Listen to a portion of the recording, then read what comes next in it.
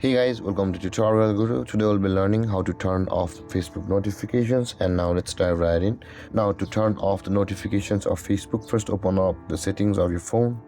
We'll be going through the settings, guys, not the Facebook app itself. Now in order to proceed to turn off notifications on Facebook, first open up the apps on the settings. And to do that, let's scroll down and you can see the apps option available just above the location. Tap on apps and you'll be required to tap on app management at the top. And over here again, you will be required to search for Facebook. Let's do that and tap on Facebook. And over here, guys, you can see the manage notification option available at the top of the list. Tap on manage notifications.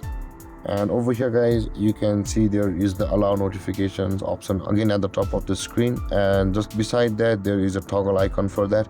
If you at the right side, and if you tap on that toggle icon and it turns to gray and it turns to off, then the notifications from Facebook will be turned off.